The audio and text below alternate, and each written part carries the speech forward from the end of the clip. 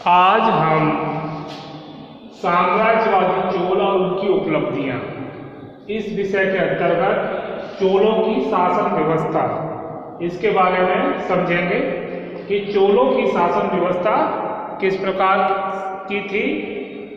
उसमें शासन व्यवस्था के अंतर्गत राजा, प्रशासन की इकाइयां, स्थानीय प्रशासन, राज्य की न्याय व्यवस्था, सेना और नौसेना, चोलों की अर्थव्यवस्था, राज्य की आय और व्यय, कृषि और चोल कालीन सभ्यता और संस्कृति में सामाजिक व्यवस्था और शिक्षा दीक्षा, इन बिंदुओं को विस्तार से समझेंगे।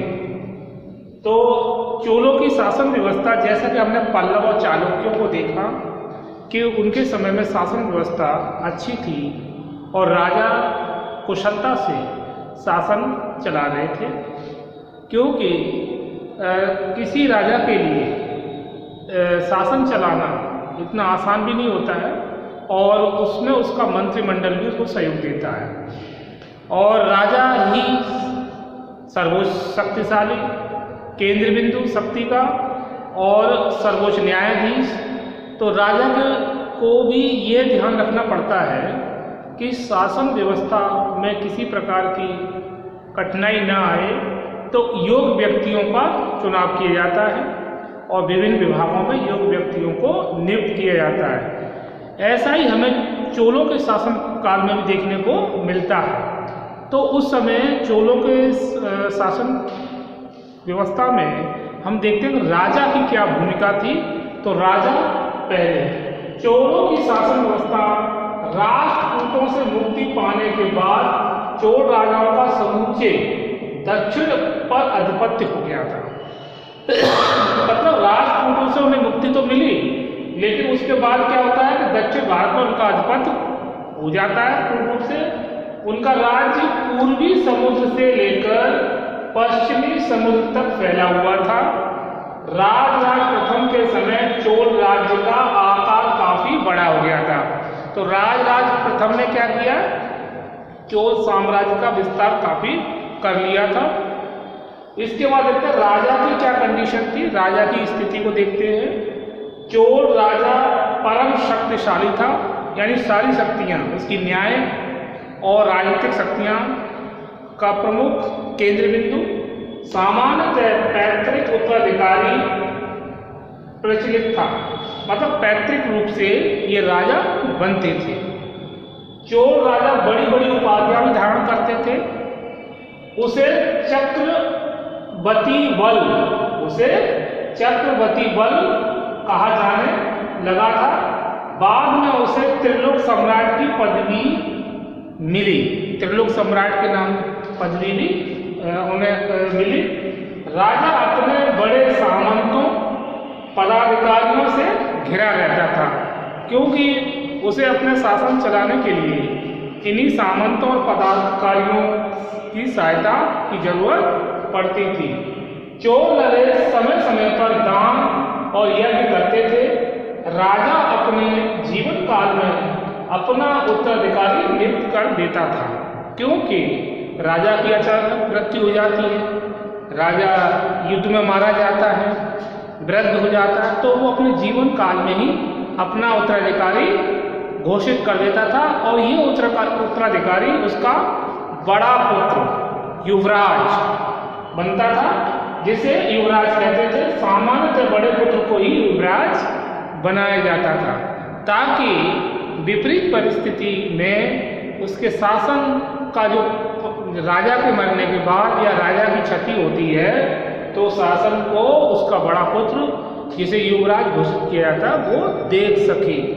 इसके बाद प्रशासन की इकाइयां। प्रशासन की इकाइयों का भी अपने शासन में महत्वपूर्ण स्थान रहा और गांव शासन की सबसे छोटी इकाई। तो इसको देखते हैं। प्रशासन की मूल इकाई स्वशासी गांव था। क्या था? स्वशासी गांव, और कई गांवों को मिलाकर पूरे या नाडु बनता था। क्या? कई गांवों को मिलाकर पूरे या नाडु बनता था। कई पूरे मिलाकर बलनाडु बनता था और बलनाडु से बड़ी इकाई मंडलम कहलाती थी। तो बलनाडु से बड़ी इकाई क्या किस नाम से पुकारी जाती थी? मंडलम। यह प्रांत के बराबर थी, मतलब प्रांत के समतुल्य। राजराज प्रथम के समय 8-9 मंडलम थे। राजराज प्रथम जो कि प्रतापी राजा रहा, उसके समय में मंडलम की संख्या कितनी थी? 8 और 9। इसमें लंका भी एक प्रमुख मंडलम था। जो लंका, वो भी इसी मंडलम के अंतर्गत आता था। मंडल अनेक बलनाडु तथा बलनाडु कुरेम तथा कुरेम गांव में विभाजित था। कुरेम किस में विभाजित था? गांव। गांव में उराव नामक सभा होती थी। अब गांव के जो कार्यकलाप है या शासन व्यवस्था, उसकी जो गतिविधियों को देखने के लिए जो सभा होती थी उसे क्या कहते थे? उरार। उरार नामक सभा होती थी। नगर की सभा को नगस्तर, नगर की सभा को क्या कहते थे? नगस्तर कहा जाता था। नाडु की सभा नाटट्टर, और नाडु की सभा को नाटट्टर कहलाती थी। व्यापारियों शिल्पियों की अपनी सभाएं होती थी। इन्हें श्रेणी और पूर्व, व्यापारियों और व्यवसायियों की जो सभाएं होती थी उन्हें श्रेणी और पूर्व के नाम से जाना जाता था। तो हमने यहाँ प्रशासनिक इकाई, जो मूल इकाई वो क्या थी? गांव। और कई गांव को मिलाकर कुरेम या नाडु बनता था। कई कुरेम मिलाकर बलनाडु, बलनाडु से बड़ी इकाई मंडलम कहलाती थी। यह प्रांत के बराबर होती थी। राजराज प्रथम के समय 8-9 मंडलम थे। श्रीलंका भी एक मंडल था, मंडलम।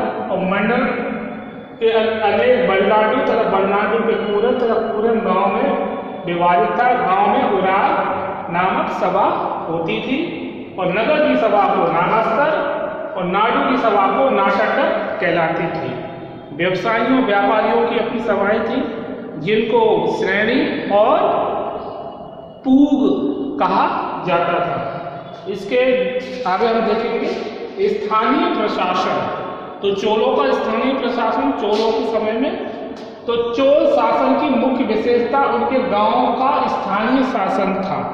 मतलब स्थान, जो गांव स्तर पर भी शासन बहुत ही अच्छी अवस्था में था। चोलों के अधीन ग्राम शासन सुदृढ़ था। ग्राम सभाओं के 2 प्रकार मिलते हैं। तो ग्राम सभाओं के 2 प्रकार मिलते हैं, जिसमें एक उर और दूसरा सभा। एक उर था और दूसरा सभा। एक तीसरे प्रकार की सभा भी थी जिसे नगरम कहते थे। तो 3 प्रकार की सभा हुई ग्राम सभाओं के। 2 प्रकारों में एक उर और दूसरी सभा, और तीसरे प्रकार की सभा थी जिसे नगरम कहते थे। उर सबसे सरल प्रकार की सभा थी। ये जो सभा थी उर वो सबसे सरल। उर और सभा साथ साथ भी काम करती थी। उर की बैठकों में गांव के सभी बालिग निवासी जाते थे, लेकिन बड़े बूढ़े जो होते थे वो मतलब निर्णय लेने का काम करते थे। यानी बालिग इसमें भाग तो लेते थे, लेकिन जो बड़े बड़े डिसीजन हैं गांव स्तर के, उनको बड़े बूढ़े अनुभवी लोग ही उसका फैसला करते थे। उर की कार्य समिति भी होती थी जिसे आलू गड़म कहते थे। उर की कार्य समिति को क्या कहते थे? आलू गड़म। सभा का तंत्र काफी जटिल था। मुख्य रूप से यह कई समितियों के माध्यम से कार्य करती थी, ठीक है, जिसे बारियम कहते थे। तो जटिल रूप होने के बावजूद भी ये जो सभा थी वो कई समितियों के माध्यम से कार्य करती थी, जिसे बारियम कहते थे। गांव में एक लघु तंत्र भी होता था। राज्य की न्याय व्यवस्था को देखते हैं। न्याय का कार्य स्थानीय होता था। मतलब जैसा नगरम या कुरेम, बलनाडु, जो जैसे स्तर है, गांव स्तर का जो भी है, तो उसी स्तर से न्याय किया जाता था। तो न्याय का कार्य क्या होता था? स्थानीय, ताकि न्याय में किसी प्रकार की समस्या पैदा न हो। छोटे मोटे विवाद संबंध निगम ही तय कर देते थे। ऐसे मामलों में गांव सभाओं को बड़े अधिकार प्राप्त थे, ठीक है। ऐसे मामलों में गांव सभा में बड़े अधिकार प्राप्त थे। न्याय प्रक्रिया में विद्वानों की सहायता ली जाती थी, क्योंकि गंभीर अपराध या साधारण अपराध या कोई ऐसे भी अपराध थे जिसके बारे में पूर्व में उसका उल्लेख ना हो, तो ऐसी स्थिति में विद्वानों से भी मदद ली जाती थी। राजा का मजिस्ट्रेट भी न्याय करता था, उसको भी अधिकार था कि वो भी न्याय संबंधी मामलों को देख सकता है। यदि अपराध छोटा है तो अपराधी को एक लकड़ी की चौखट से बांधकर 50, 70, 100 डंडे मारे जाते थे। यदि कोई साधारण अपराध किया है तो ऐसे अपराधी को एक लकड़ी की चौखट से बांधकर उसको कितने डंडे, 50, 70 और 100 डंडे मारे जाते थे। जघन्य अपराध करने पर अंगभंग की सजा दी जाती थी। और कोई ऐसा अपराध है, कोई बड़ा जो पहले मतलब रेयर कंडीशन का अपराध, तो उसमें हाथी के पैरों तले उसे कुचलवा दिया जाता था। तो ये राज्य की न्याय व्यवस्था थी चोलों के समय में। सेना और नौसेना, तो चोलों की नौसेना अच्छी कंडीशन में थी। चोलों की सेना में पदाती, घुड़सवार, हाथी और नौसेना थी।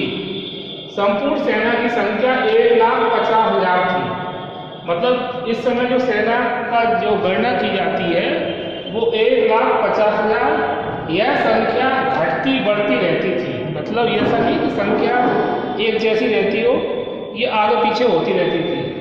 कभी कभी हाथियों की संख्या 60,000 तक पहुंच जाती थी। तो चोलों की सेना में हाथियों का भी विशेष महत्व था।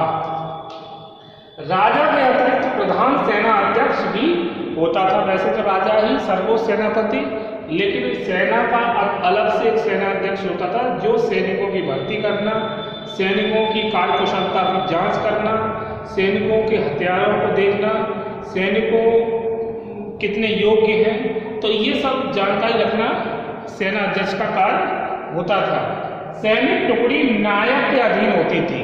अब जो टुकड़ियां बनाई जाती थी अलग अलग छोटी छोटी, जिसका जो प्रमुख व्यक्ति होता था उसे नायक कहते थे। हाथियों के दल को, जो हाथियों का दल होता था उसे बोलते थे आने याटकल। आने याटकल उसे कहा जाता था, हाथियों के दल को। इसके बाद चोलों की अर्थव्यवस्था, तो राज्य की आय और व्यय। चोलों की आय का मुख्य साधन भूमि कर था। मतलब जो भी आय, जो राजस्व प्राप्त होता था उसका साधन था भूमि। भूमि से प्राप्त कर। भूमि कर नगद व उपज के रूप में जमा किया जाता था। मतलब नगद भी ले सकते थे और उपज के रूप में। सामान्यतः उपजाऊ भूमि का 1/4 या अधिक से अधिक 1/3 और कम उपजाऊ भूमि की उपज का 1/6 या 1/5 हिस्सा भूमि कर के रूप में लिया जाता था। तो यहाँ पर हमने देखा राज्य की आय जिसमें 1/4, 1/3 और कम उपजाऊ भूमि है 1/6, 1/5 हिस्सा भूमि कर के रूप में लिया था, जिससे कि जो भी आमदनी राज्य को होगी उससे राजा जो था वो जन कल्याणकारी कार्यों को कराता था। जैसे सड़कें बनवाना, कुएं खुदवाना, नहरों का निर्माण करवाना, चिकित्सा व्यवस्था करवाना, शिक्षा व्यवस्था। तो राज्य के विभिन्न जो जन कल्याणकारी कार्य थे वो उनमें, और सेना को अच्छी मतलब दुरुस्त रखना, सैनिक संख्या बढ़ाना, हथियारों में वृद्धि करना, तो ये कार्य राज्य के जो राज्य की आय होती थी उससे पूरे होते थे। भूमि कर ग्राम सभाओं द्वारा प्राप्त किया जाता था। राजराज प्रथम और कुलोत्तुंग प्रथम ने भूमि की नाप जोख कराई, क्योंकि बिना पैमाइश के भूमि के ये निश्चित कर पाना संभव नहीं हो पाता था कि कितना कर लिया जाए और कितनी भूमि का मतलब लंबाई, उसकी कितना आकार है भूमि का। तो इसके लिए नापतोल भी किसने करवाए? राजा प्रथम और कुलोत्तुंग प्रथम ने। अकाल महामारी में भूमि कर माफ भी कर दिया जाता था। स्थिति को देखते हुए भूमि कर के अलावा राज्य व्यापारियों और शिल्पियों से भी कर वसूले जाते थे। और जो सामान आयात और निर्यात होता था उससे भी टैक्स वसूल मतलब कर लिया जाता था। तो ये राज्य की आय का एक साधन था। कृषि, आर्थिक जीवन का मुख्य आधार कृषि था, यानी कृषि, क्योंकि उद्योग धंधों की स्थिति जो थी वो ऐसी ज़्यादा तो नहीं थी अच्छी, लेकिन जो कृषि थी, जो लोगों के जीवन का आधार था वो कृषि ही थी, क्योंकि लोग मतलब विभिन्न प्रकार की फसलों को उगाकर उनको बेचकर अपना जीवन यापन करते थे और राज्य को भी आय किससे होती थी? कृषि से जो कर वसूला जाता था उससे। इस समय भी किसान जो थे वो खरीफ, रबी और जायद की फसलें और बागान आदि के माध्यम, पशुपालन इत्यादि से उनका आर्थिक उनको एक तरह से लाभ प्राप्त होता था। और जनसंख्या का अधिकांश जो भाग था वो गांव में ही निवास करता था, मतलब ज़्यादा क्योंकि आय का साधन कृषि है तो गांव में ही उसका मतलब जीवन यापन करना संभव है, क्योंकि शहरों में तो संभव है नहीं। पशुपालन करने वालों को मंचादी कहा जाता था। पशुपालन करने वालों को क्या कहा जाता था? मंचादी। किसान भूमि का स्वामी स्वयं होता था, तो पशुपालन करने वाले को क्या कहा जाता है? मंचादी।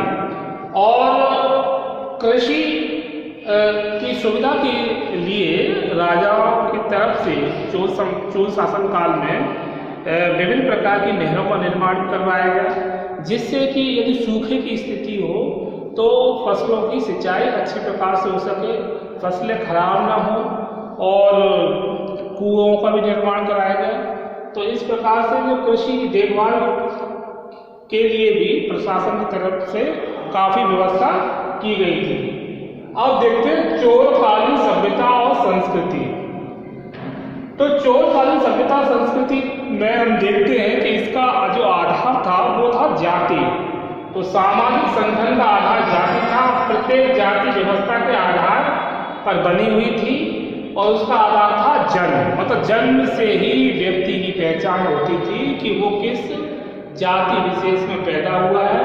जैसे ब्राह्मण है तो ब्राह्मणों का स्थान सर्वोच्च, क्षत्रिय, वैश्य, शूद्र, जैसा कि हमने वेदों में भी देखा, वैदिक कालीन समाज में भी हमें देखने को मिलता है, वैसा ही चोलकालीन सभ्यता और संस्कृति में भी देखने को मिलता है। यानी जाति व्यवस्था जटिल थी। जातियों की उपशाखाएं भी होती थी। अंतरजातीय विवाह के कारण मिश्रित जातियों की संख्या में भी वृद्धि होती गई, मतलब अनुलोम प्रतिलोम विवाह। स्त्रियों के सामाजिक जीवन और उनके क्रियाकलापों में कोई प्रतिबंध नहीं था, मतलब स्त्रियां को शिक्षा भी प्राप्त कर सकती थी, संगीत कला की भी शिक्षा प्राप्त करती थी, और स्त्रियों पर कोई विशेष प्रतिबंध। और राजघराने की जो स्त्रियां थी वो राजाओं की नीतियों को भी बदलवाने में अपनी प्रमुख भूमिका निभाती थी। समाज में दास प्रथा का भी प्रचलन था। उस समय लोगों को खरीदा और बेचा भी जाता था। चोल शासन काल में हम देखने को मिलता है। और बहुत से ऐसे गरीब लोग जो होते थे वो स्वयं भी अपने आप को बेच देते थे आर्थिक परेशानियों के चलते। तो ये घृण्य प्रथा उस समय प्रचलित थी। और सामाजिक जीवन में हम देखते हैं कि इसके अतिरिक्त जो समाज में मतलब वर्गीकरण हो रखा था, उच्च वर्ग, मध्यम वर्ग और निम्न वर्ग, उनका जीवन भी आर्थिक आमदनी के आधार पर ही आधारित था। इसके अतिरिक्त मनोरंजन के साधनों में हम देखें तो उस समय लोग पशु पक्षियों की लड़ाई और उनके पशु पक्षियों के घुड़दौड़, संगीत, गायन, वादन, ये मनोरंजन के साधन थे। और इसके बाद हम देखते हैं शिक्षा और दीक्षा। चोल शासन में शिक्षा एक आदर्श, शिक्षा का आदर्श था। उस शिक्षा प्राय संप्रदायिक हुआ करती थी, मतलब संप्रदाय धार्मिक शिक्षा भी उस समय काफी प्रचलित थी। और यह शिक्षा जो थी सांप्रदायिक शिक्षा वो मठ एवं मंदिरों में दी जाती थी। मठ और मंदिर जो थे वो धार्मिक शिक्षा के केंद्र थे उस समय। और औद्योगिक शिक्षा एवं तकनीकी शिक्षा अधिक अधिकतर कलाकारों के घरों में दी जाती थी। तो शिक्षा का स्तर भी इस समय काफ़ी अच्छा था। तो आज हमने इस वीडियो में साम्राज्यवादी चोल और उनकी उपलब्धियों के अंतर्गत चोलों की शासन व्यवस्था, जिसमें हमने देखा राजा की क्या स्थिति थी, और इसके बाद प्रशासन की इकाइयाँ, इसमें हमने देखा कि किस प्रकार से व्यापारियों, शिल्पियों और व्यवसायियों की जो सभाएं होती थी उन्हें श्रेणी और पूर्व कहा जाता था, और जो मूल इकाई थी वो गांव थी। गांव को मिलाकर पूरन या नाडु बनता था, और कई पूरन मिलाकर बरनाडु बनता था। बरनाडु से बड़ी इकाई मंडलम कहलाती थी। ये प्रांत के बराबर थी, और राजा प्रथम के समय 8-9 मंडलम थे। इसमें लंका भी एक मंडलम था। स्थानीय प्रशासन में देखा, चोल शासन की मुख्य विशेषता उनके गांव की स्थानीय शासन व्यवस्था थी। चोलों की अधिक जो ग्राम सभाओं के 2 प्रकार मिलते हैं, एक पुर और दूसरा सभा। एक तीसरे प्रकार की सभा थी जिसे नगरम कहते थे। पुर सबसे सरल प्रकार की सभा थी, और उनकी कार्य समिति भी होती जिसे आलोलगणम कहते थे। इसके बाद राज्य की न्याय व्यवस्था, तो इसमें साधारण अपराध के लिए तो उसे मतलब लकड़ी की चौखट में बांधकर 50-70-100 डंडे मारे जाने की व्यवस्था थी। गंभीर अपराधों में अंगभंग और हाथी के पैरों तरे कुचलवा दिया जाता था। सेना और नौसेना में उस समय संपूर्ण सेना की संख्या 1,50,000 थी। यह संख्या घटती बढ़ती रहती थी। हाथियों की संख्या 60,000, और हाथियों के दल को आने याटकल कहा जाता था, हाथियों के दल को। फिर राज्य की आय व्यय में चोलों की आय का मुख्य साधन भूमि कर, भूमि से जो कर प्राप्त होता था, भूमि कर नगद उपज के रूप में जमा किया जा सकता था। सामान्यतः उपजाऊ भूमि का कर जो था 1/4 या अधिक से अधिक 1/3, और कम उपजाऊ भूमि की उपज का 1/6 और 1/5 हिस्सा भूमि कर के रूप में लिया जाता था। किसान जो पशुपालन करते थे उनको मंचाली कहा जाता था। चोलों की सभ्यता संस्कृति में देखें तो जाति व्यवस्था जटिल थी, और शिक्षा दीक्षा जो थी वो औद्योगिक एवं तकनीकी शिक्षा अधिकतर कलाकारों के घरों में दी जाती थी, और उस शिक्षा का प्राय संप्रदाय यह हुआ करती थी, जो यह शिक्षा मठ एवं मंदिरों में दी जाती थी। तो आज इस वीडियो में इतना ही। इसके आगे हम नेक्स्ट वीडियो में सामाजिक व्यवस्था के अंतर्गत अन्य विधियों को समझेंगे। आज बस इतना ही। ओके।